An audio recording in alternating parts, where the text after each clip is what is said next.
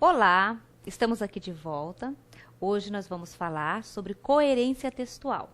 Na aula passada vocês viram sobre coesão e hoje nós vamos falar da coerência. A coerência, ela está relacionada ao sentido. Então, a coerência, ela tem uma relação mais profunda com o texto, diferente da coesão, que são as relações que estabelecem dentro do texto, para que ele se torne um texto. A coerência não. A coerência nós já vamos trabalhar com o sentido. Então, neste caso, vamos ver como que isso funciona. A coerência textual é uma qualidade básica da textualidade e está relacionada à continuidade de sentidos no texto, realizada implicitamente por uma conexão cognitiva entre elementos do texto. A coerência é a base de sentido dos textos.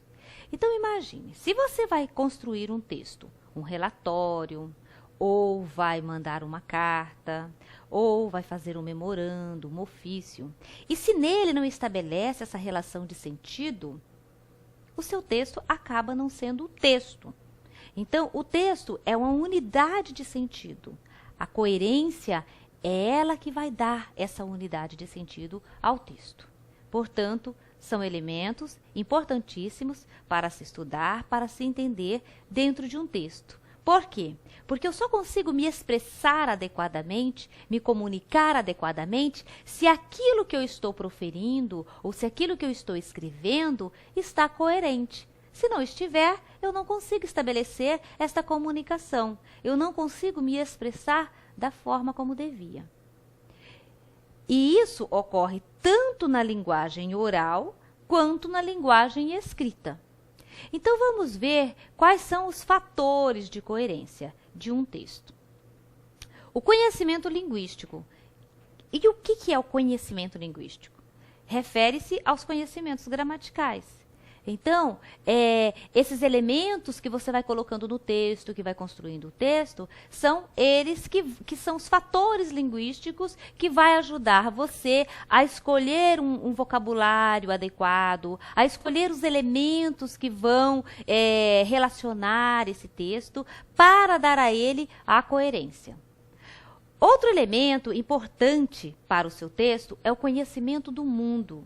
O que é isso, conhecimento do mundo? Ele corresponde à soma de todos os conhecimentos adquiridos à medida que vivemos. Então, quando eu vou produzir um texto, eu vou trazer também o meu conhecimento, tudo que eu aprendi com a minha vivência. E cada vez a gente vai acumulando mais conhecimento. Esses conhecimentos, eles são importantíssimos para o nosso texto. Eles são importantíssimos para dar sentido ao nosso texto. E, é claro, no momento adequado, você lança mão desses conhecimentos para organizar, construir o seu texto. Outro elemento importante também para construir a coerência textual. O conhecimento partilhado. O que é isso? É quando tanto eu, emissor, quanto você, receptor, que é aqui estamos estabelecendo isso, né? Eu, emissor, porque estou proferindo a aula, você, o receptor, porque você está assistindo essa aula, recebendo essa mensagem. Tanto um quanto o outro, eles possuem conhecimentos de quantidade e qualidades diferentes. Então, o conhecimento que eu possuo é diferente do que você possui. A qualidade também são extremamente diferentes, ok? Então, esse conhecimento, ele vai trabalhar a questão do conhecimento partilhado. Então, o que é isso? Ora, eu estou explicando para vocês. Estou procurando usar uma linguagem adequada e que seja bem clara para que vocês compreendam. Se eu não o fizesse, o que aconteceria? Não haveria conhecimento partilhado. Por quê? Porque vocês não entenderiam absolutamente nada.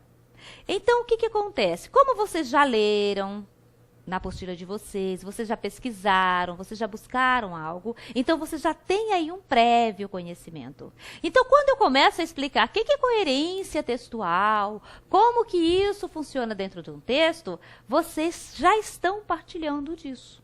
Não é algo totalmente estranho ao mundo de vocês. Até porque este conhecimento vocês também já tiveram quando fizeram o ensino médio, o ensino fundamental, já traz um pouco deste conhecimento.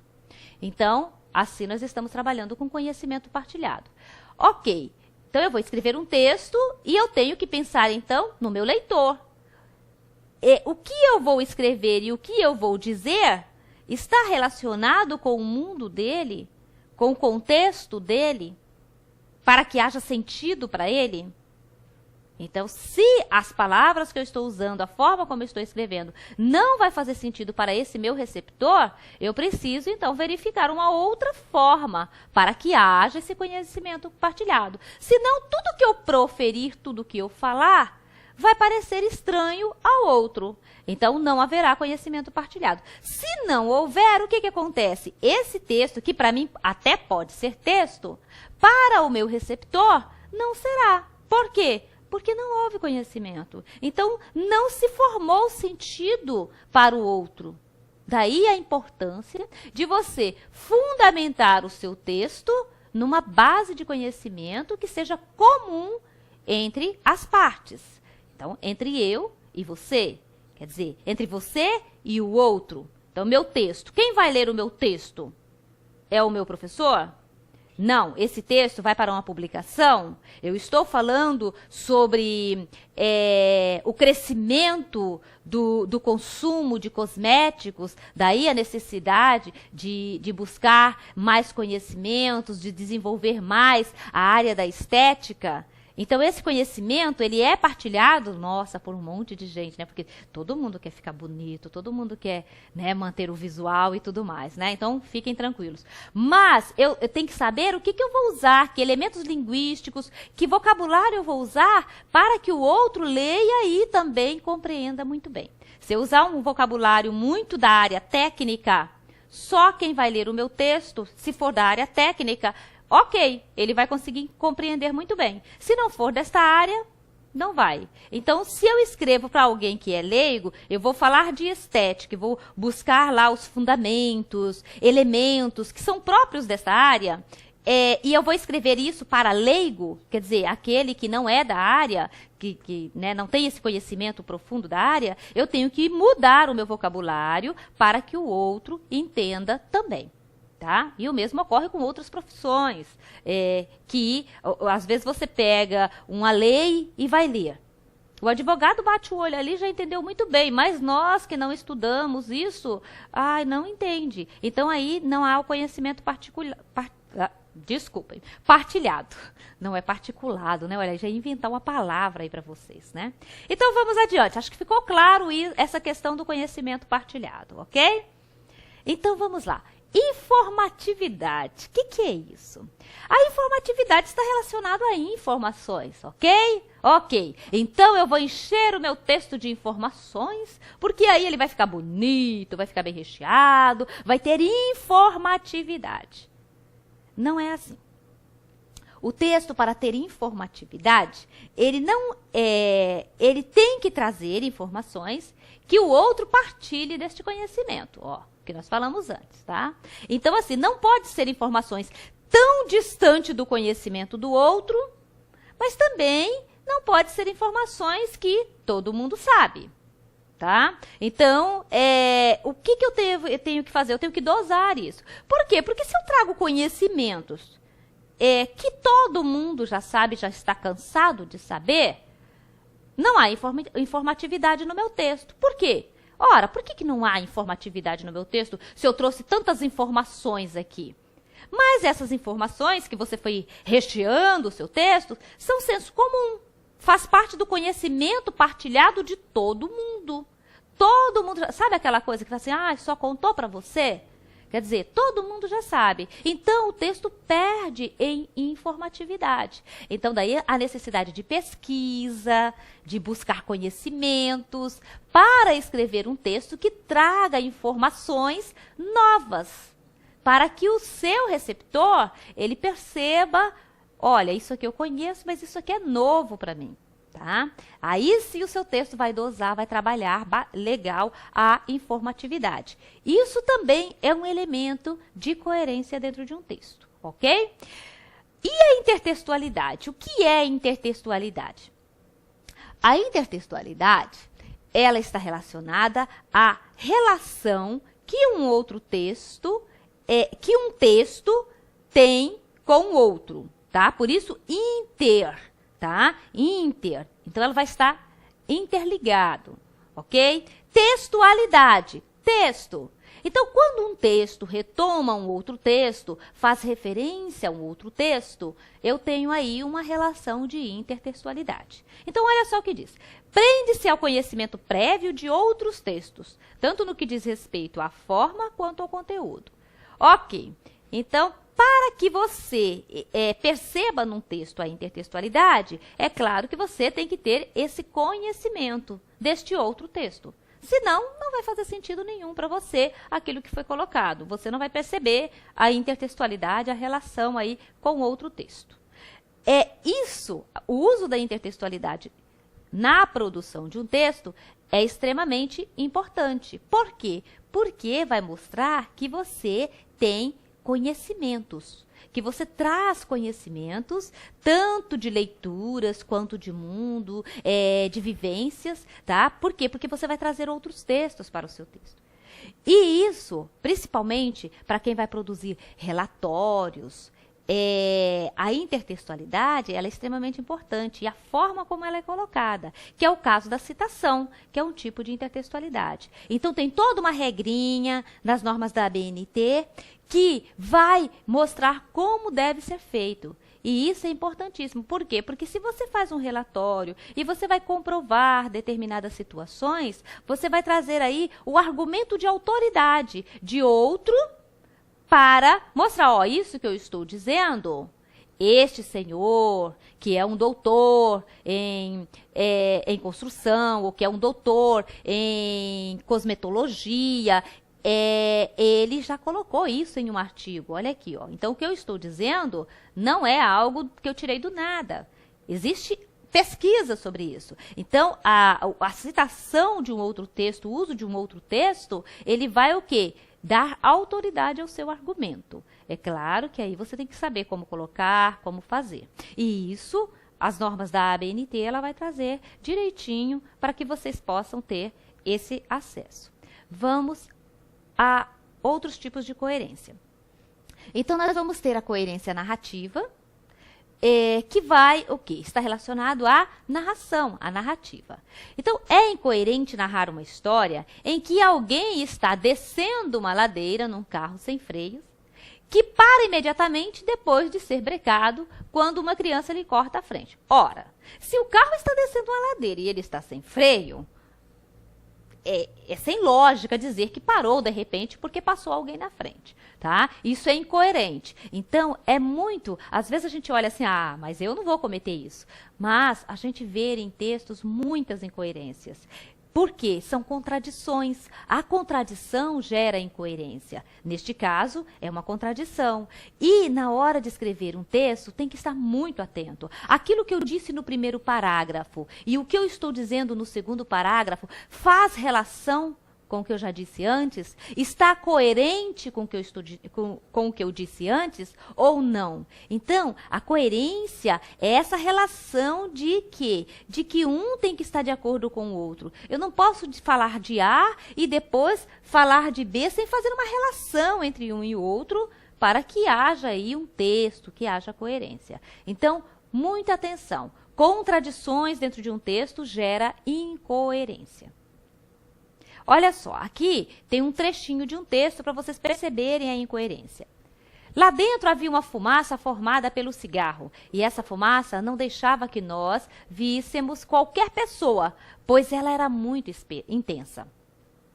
Meu colega foi à cozinha, me deixando sozinho. Fiquei encostado na parede da sala e fiquei observando as pessoas que lá estavam.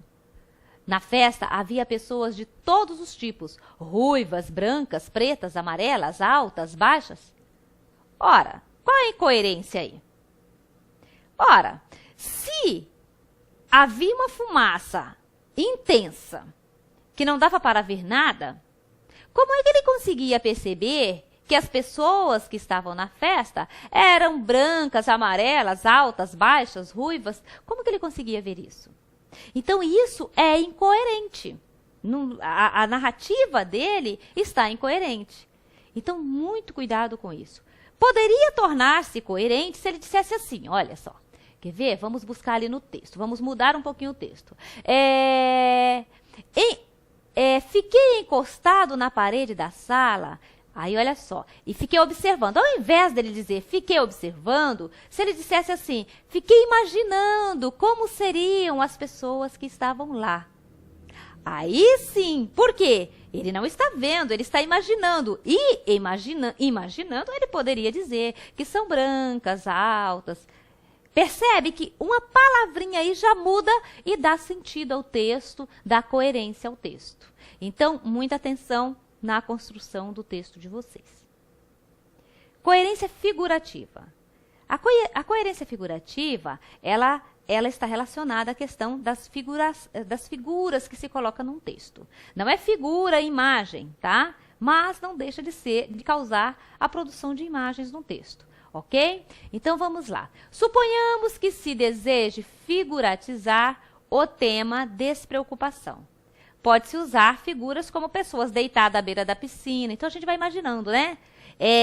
Drinks gelados, passeios pelo shopping, ou passeios à cachoeira, despreocupação, né, gente? Tomar um banho de cachoeira e tudo mais.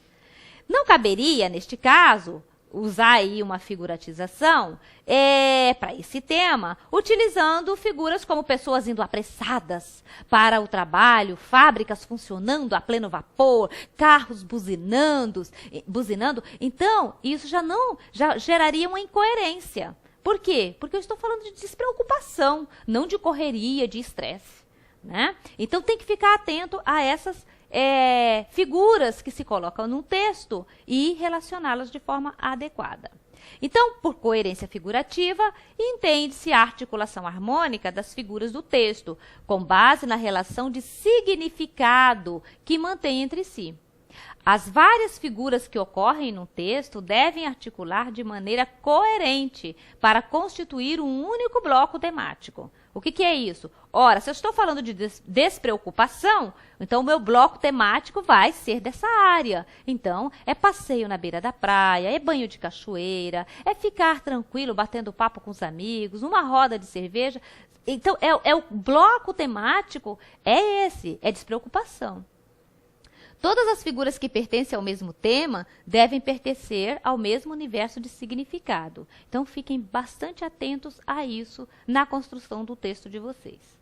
E a coerência argumentativa, tá? Que vocês vão usar bastante no curso de vocês. Por quê? Porque vocês vão colocar ponto de vista na hora de fazer uma prova ou na hora de fazer um texto como um relatório. Então, vocês vão ter que trabalhar com a argumentação também. Então, quando se defende o ponto de vista de que o homem deve buscar o amor e a amizade, não se pode dizer em seguida que não se deve confiar em ninguém e que por isso é melhor viver isolado. Ora, se eu estou falando de amor e de amizade, como é que eu falo de isolamento? Não tem como, né? Então, ao argumentar, ao defender pontos de vista, vocês têm que ter muito cuidado para não se contradizer, porque isso é contradição. Num esquema de argumentação, joga-se com certos pressupostos ou certos dados, e deles se fazem inferências ou se tiram conclusões, que estejam implicadas nos elementos lançados como base do raciocínio que se quer montar. Se os pressupostos ou os dados de base não permitem as conclusões que foram tiradas, comete-se a incoerência de nível argumentativo. Então, se você vai construir um texto e nesse texto você vai defender um ponto de vista, você vai trazer argumentos para defender esse ponto de vista. Quando ocorre nesse processo de defesa, você coloca outros argumentos que vão se opor a isso de forma não organizada, você está causando incoerência no seu texto. Então, esses pressupostos, eles são de extremas importantes, mas você vai te permitir a organizar o seu texto para chegar a alguma conclusão. No caso, por exemplo, de um relatório, você vai o quê? Você vai estudar, você vai trazer aí hipótese, você vai levantar hipótese, você vai ter objetivos, aí você vai pesquisar para comprovar na sua conclusão que aqueles objetivos ou que aquelas hipóteses se confirmaram ou não. Então, e daí sim o seu texto está coerente. Assim, né? Então nós temos aí, se o texto parte da premissa de que todos são iguais perante a lei, ocorre incoerência se defender posteriormente o privilégio de algumas categorias profissionais não estarem obrigadas a pagar imposto de renda. Ora, se todos são iguais perante a lei, então não se deve privilegiar ninguém, tá? O argumentador pode até defender essas regalias, mas não partir dessa premissa de que todos são iguais perante a lei. Então, se ele trouxe essa premissa, ele não deve usar esse argumento de favorecer alguém. E nesse caso, aqui nós temos só um exemplo de falta de coerência para nós fecharmos essa aula. O programa Bolsa Família beneficia a população mais carente deste país. E a presidente Dilma não mede esforços para garantir seu sucesso. Ora, aí há uma ambiguidade, e a ambiguidade gera incoerência no texto. Ela não mede esforços para medir seu sucesso, o sucesso da presidente ou o sucesso da Bolsa Família. Então, aqui no caso nós temos um outro exemplo. O quarto espelha as características de seu dono. Um esportista que adorava a vida ao ar livre e não tinha menor gosto pelas atividades intelectuais. Por toda parte havia sinais disso. Raquetes de tênis, prancha de surf, equipamentos de alpinismo, skate, tabuleiro de xadrez com as peças arrumadas sobre uma mesinha e as obras completas de Shakespeare. Ora, ele era um esportista, ele não tinha não gostava de livro, não gostava de atividades intelectuais. Xadrez e leitura são atividades intelectuais. Então, incoerência neste caso, tá? Então, gente, atentem na hora de escrever os textos de vocês, observando se aquilo que você está dizendo não está ambíguo, não está se contradizendo, se está claro, tá? Muita atenção, a clareza, a objetividade da linguagem é extremamente importante. Então, evitem fazer construções sintáticas invertidas. Isso, às vezes, acaba causando incoerência no texto de vocês. Enfim, com as leituras que vocês vão fazer, com os slides que vocês têm aí, isso vai ajudá-los a compreender melhor, entender e fazer um texto coerente. Até a próxima!